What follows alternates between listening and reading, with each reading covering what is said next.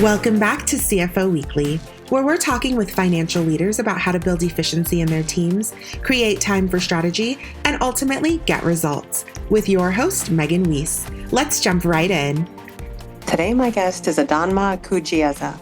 A proven leader and dynamic thinker, Adanma is a champion for firm-wide financial literacy, guiding Larson Design Group through the financial data needed for drawing meaningful conclusions and making critical business decisions. Adanma guides the effort to enhance the fiscal capabilities of a wide range of Larson Design Group leaders and ultimately reduce potential risk to the organization. She provides transactional support to LDG's project teams and decision support for the firm's strategic initiatives and helps drive LDG's financial governance and enterprise-wide risk management efforts. As a co-administrator of the firm's Employee Stock Option Plan, or ESOP, Adanma works to ensure that the firm's current and future objectives are well aligned with its obligations towards its valued employees. Adanma's plans for the financial future of LDG include unapologetically marching toward innovative growth and development with an unwavering commitment to financial reporting accuracy and integrity. Adanma holds a Bachelor of Arts and a Master of Science in Accounting, both from Michigan State University. She is a certified public accountant, a certified information systems auditor, and certified internal auditor. An avid speaker with dynamic communication skills and excellent interpersonal capabilities, Adanma has presented at both nationwide conferences and local leadership events. In the community, Adanma serves as board director for Evangelical Community Hospital and in a volunteer capacity on several fronts for the Pennsylvania Institute of Certified Public Accountants. She also has served as the president of the board of directors for both Summit Early Learning, Inc., which specializes in the delivery of early childhood education services, and River Valley Health and Dental Center. Adanma, thank you very much for being my guest on today's episode of CFO Weekly. Thanks, Megan. It's good to be here again. Yeah, I also had the pleasure of interviewing you for our 19th episode, which was a few years ago now. It's hard to believe it's been that long. Back then, we covered zero-based budgeting. Today, we're going to be discussing the benefits, challenges, and opportunities associated with an employee stock option plan, or ESOP. We have a lot to cover, so let's get going. Absolutely. Happy to. First and foremost, if you can just give us a refresher and tell us your story and how it is that you got to where you are today. Absolutely. Thanks again, Megan. So my name is Adanma Akujieze, as you mentioned earlier. I currently serve as the CFO and treasurer at Larson Design Group, which is a closing in on 500-person, employee-owned engineering and architectural consulting firm, fully integrated design services. I've been at the firm about 6 years now, started my career several years ago in public accounting, in the auditing, internal and external audit space, and just been very blessed and fortunate to have career opportunities open up in industry and within public accounting as well. And ultimately, truly enjoying adding value here at Larson Design Group, partnering with some really great minds to do some really cool things. Yeah, so can you tell us a little bit more about Larson Design Group and then your role as the CFO there? Absolutely. Larson Design Group is an over 36-year-old firm, like I said, in the engineering and architectural design space. We are a growing company, and we described ourselves several years ago as an emerging national firm. And what you find us doing now is having come off 2 acquisitions over the last 18 months. We are really growing in national presence. We currently have 18 offices in 7 states, and just an incredible group of professionals serving both public and private clients, including work with the federal government and federal government-related organizations. Larson Design Group is continuously seeking to innovate and do what we do better and faster. And we really hold ourselves to our set of core values, which is really our key cornerstone and very prominent in everything we do as an organization. Client service excellence is top of that list of core values, and not just doing what's right by the customer, but also making sure that our employees are learning through each project and program experience so that they're even better for the next go around. And I'm curious, do you guys specialize in a particular kind of project? No, we are really we do it all. We do again architectural services, engineering design services, survey. Again, clients cutting across different industries. Our desire is to really take the eclectic mix of experience we have on staff and truly utilize it for all our employees in different industries. We do have a niche retail group that works with big box retail stores, including grocery stores, to do both design, new design and remodel of those stores. And then actually the way it's described, and I'll share with you how I describe it to new employees typically, is we have a niche retail group, and then we have the above the ground services, which is more of our building services, buildings construction. It encompasses site preparation. We have our on the ground services, which will be our transportation group, where we work with different departments of transportation for road design, highway design, bridge design, and those types of complementary services. And then we have our under the ground services, where we do environmental work and geospatial services, geomatics services, and things in that realm. So I guess an easy way to think of it is we're offering on the ground, above the ground, and under the ground services, as well as our niche retail. And of course, I mentioned our federal government, a federal group earlier that is dedicated to servicing our valued clients in that federal government space. So switching gears, can you explain for those listeners, and most of them will know, but maybe some won't, what an ESOP is and how it works? Absolutely. Very delighted to. ESOPs are unique. ESOPs are a gem. ESOPs are special. It's essentially, think of it as a retirement savings plan program that allows employees to, through their careers, be a part owner of the organization they work for, but also set themselves up or be nicely set up for retirement, i.e. life after active full-time work. And ESOPs are used to, basically an ESOP feeds into the structure of the organization where a company is owned by an ESOP trust. It's bound by certain rules towards the DOL, the rules enforced by the IRS. The company has you'll find most ESOP companies boosting just a really great culture because, again, I'm an owner, you're an owner, we're all owners. ESOPs are the great leveler. I like to say, we're all owners of this organization and we're working towards the same goal. Where we don't work for an ESOP company, we're come to work every day. We expect a salary or some other kind of remuneration at the end of the month or biweekly or whatnot.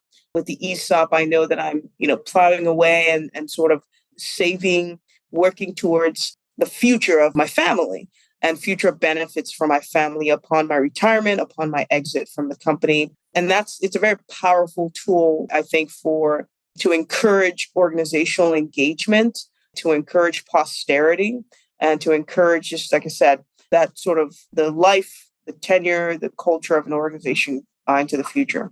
And how did the decision to offer an ESOP program come to be at Larson Design Group?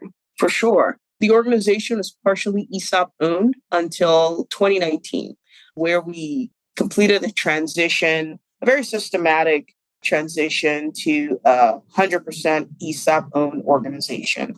And typically you start to see the ESOP option come up at companies where, it's owned by a few individuals. There needs to be some level of ownership transition. ESOP is a way to make sure that I like to call it the sweat equity. The sweat equity of employees is recognized, is accounted for. And so you then have a portion of the company owned by an ESOP where, and then some individuals owning another piece of it. And LDG operated under that structure for several years. And now, starting in 2019, we transitioned successfully to a 100% ESOP-owned organization.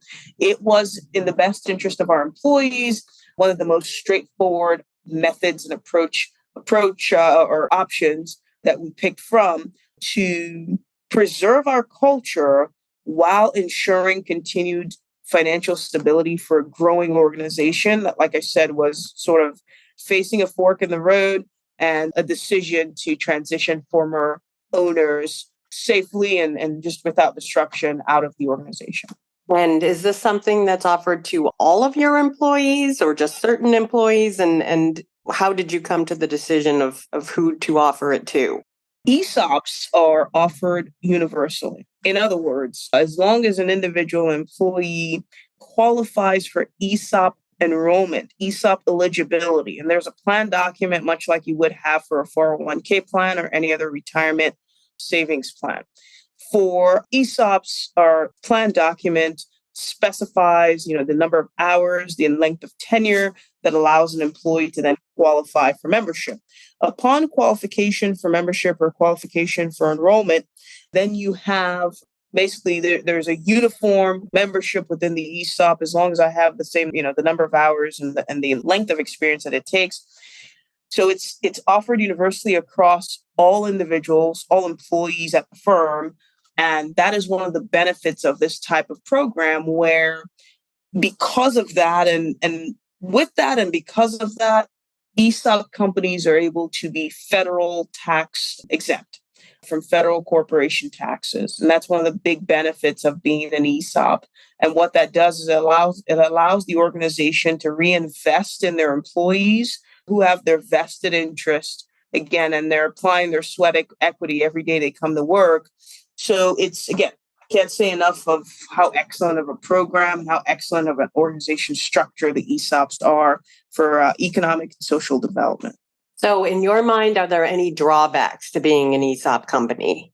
There's a good amount of due diligence that needs to be done and continued diligence around, compliance with regulations, a lot of specificity and attention to detail that needs to be paid. As we work as administrators, internally, we have ESOP administrators, of which I'm one of them, and we work with our record keepers. That's an independent organization and an external ESOP trustee. We all work hand in hand to make sure that not only employee allocations are calculated appropriately, we complete all the filings, the audits, all the compliance requirements that are needed to maintain our status as an ESOP, that we're responding to employee queries, employee questions timely. And again, just staying in all-around compliance. So I wouldn't call it a drawback. It's more of an opportunity to do the best thing and do the right thing in the best interest of our employees. There's also the blessing and the burden of with an ESOP company, you earn your right to grow because you're funding this ESOP obligation as time goes on.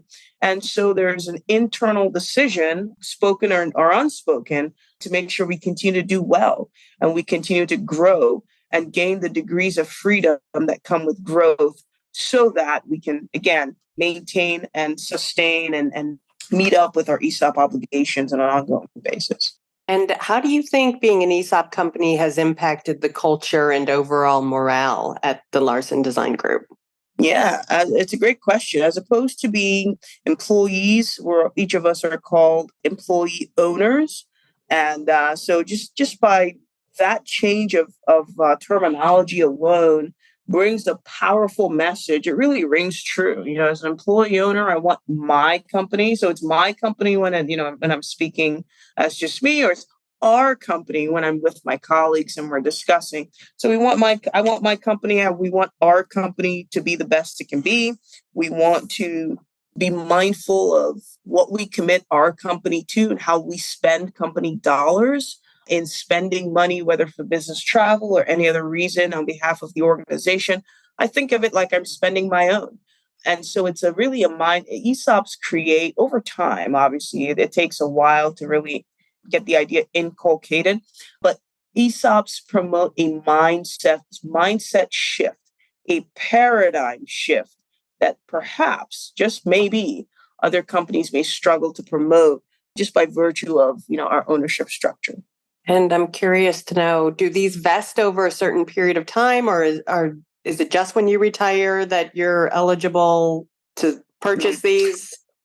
For benefits? Yeah, that's a good question. So yes, just as we have the eligibility requirements noted in the plan document, we also have the vesting requirements noted in the plan document. I will point out, Megan, that every company structures their ESOP differently, based on sort of, what the wherewithal of the organization is as they're starting the ESOP and getting it stood up, based on what the objectives are, whether it's an ESOP being implemented for an ownership transition, whatever the the purpose of the ESOP is at inception. The ultimate purpose is to act in the best interest of employee owners and make sure you see them through to a successful retirement ultimately. And of course, to build, add to economic development along the way. So it varies by organization, but certainly there are stated vesting rules and vesting requirements by ESOP. And how do you balance the interests of the ESOP participants with the company's financial goals and objectives, or does it just happen naturally? Yeah, I think it's every year it's something that we work towards, because there is normal attrition, normal turnover, right? So you always have new employees that you're getting oriented and acclimated to the ESOP. We found that, sticking consistently to our core values is really the first step, right? So regardless of who's here and when they turn over and all that, our core values are our core values as an organization. And we don't only talk about them, we live them out, right? So that's number one. The balancing act is really found in making sure that our annual, our periodic strategic plans and our annual business plans are not built by a certain number of folks in leadership who just sit in a room and come up with numbers and come up with plans, but those plans are built from the bottom up. In other words, every area of every employee owner has some ability to get their voice heard and get their voice applied to the annual business plan, again, as well as the strategic plans as they occur. What that does is it aligns the individuals. First of all, there's a good understanding of what direction the company is going in. And secondly, it makes sure that, it's just like it's our company, right? My company, our company. It's also our plan and our strategic vision and our direction for the future and our mission. So those are just some ways. It's the general participation, collaboration across the organization, and there's a lot to be said for visibility as well. In other words, at the end of the month, at the end of the quarter, every employee owner deserves to know and has the right to know how their company is doing, and making sure that appropriate amount of visibility is applied across the organization. I love that. That promotes true ownership at every level. Absolutely, yes. So what advice would you give to other companies that are considering becoming an ESOP company? Do a lot of due diligence, I would say, is number one. There's a great user support group out there, other ESOPs, whether in your industry or a different industry, that you can begin to speak to, hear about their experiences through transitions, hear about their opportunities, hear about the wins, the struggles of ESOPs. I think that financial stability is a big piece of the ESOP world. And so for any company that's working towards that, I would strongly suggest, a level of investment in financial management, a level of investment in internal controls, right? Making sure that the financial controls are where they should be and they're working. There's ownership, over them, functional and technical ownership. Make sure that accountability is promoted across the organization.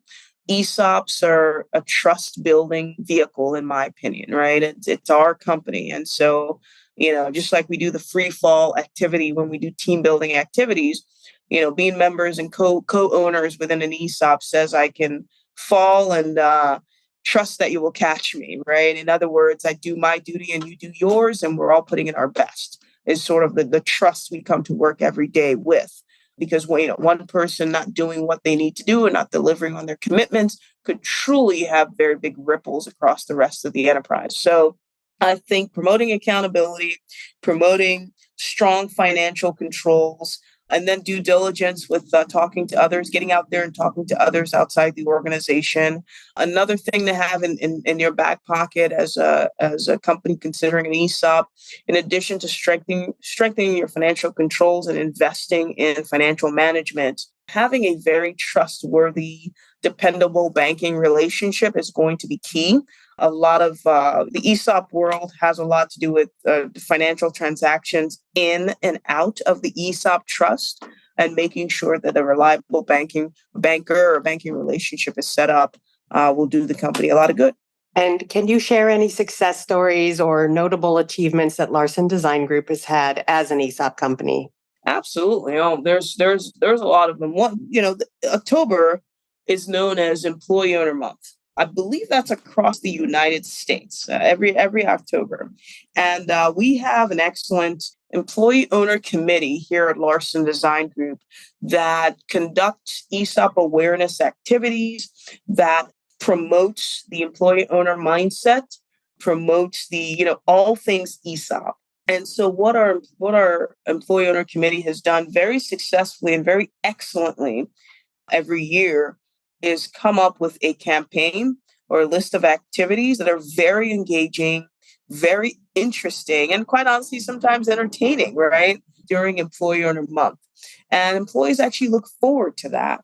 Employees know what October means and they look forward to that. They celebrate their successes and they look to share new information that's gained about being an employee owned company. And also, the fact that the employee owner committee is made up of employees across the organization. I talked earlier about the fact that we have multiple business units, some doing very niche work.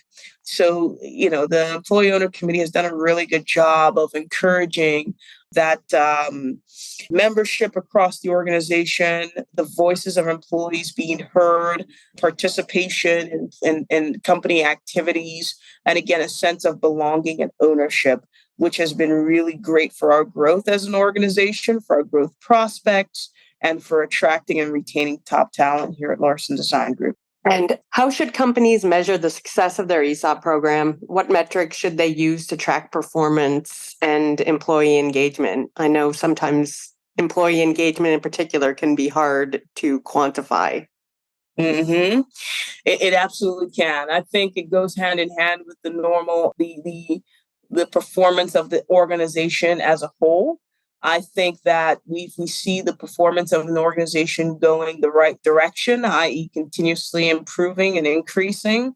We should ultimately see the value of the ESOP, the participation within the ESOP continually growing and increasing. I think another measure of success is that we start to see some level of traction and some level of stick-to-itness, right? I.e., employees who actually come and see the value of the ESOP and make a commitment to stick with the organization through its growth.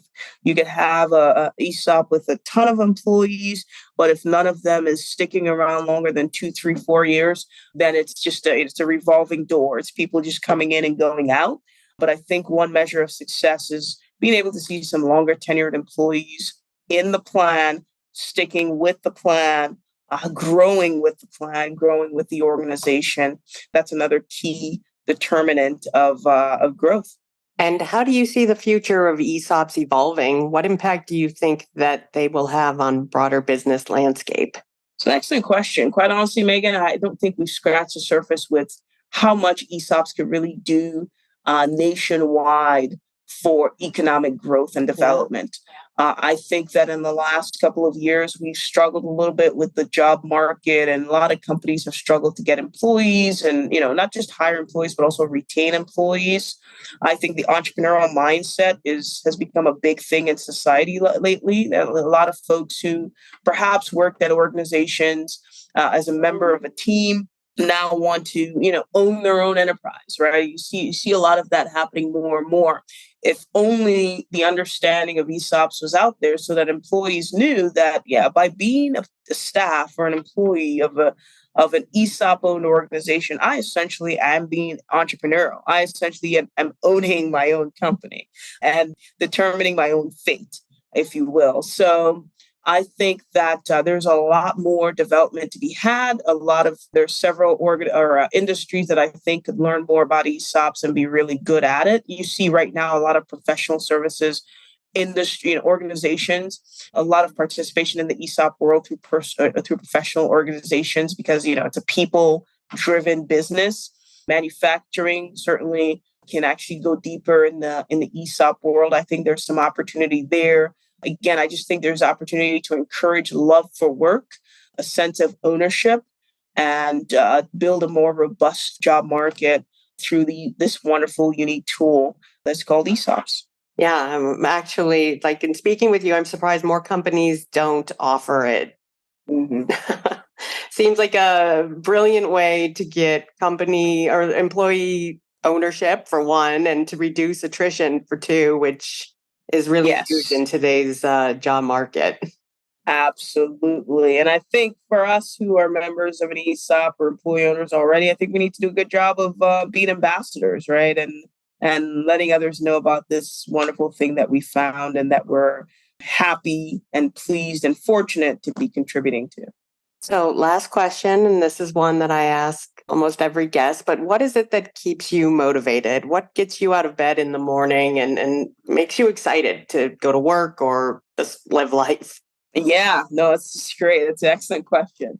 My faith is my biggest motivator, and my faith in God is really the fuel that fires everything I do. And the family I've been blessed with is incredible, and just very fortunate to have them, my family, in my corner as my supporters.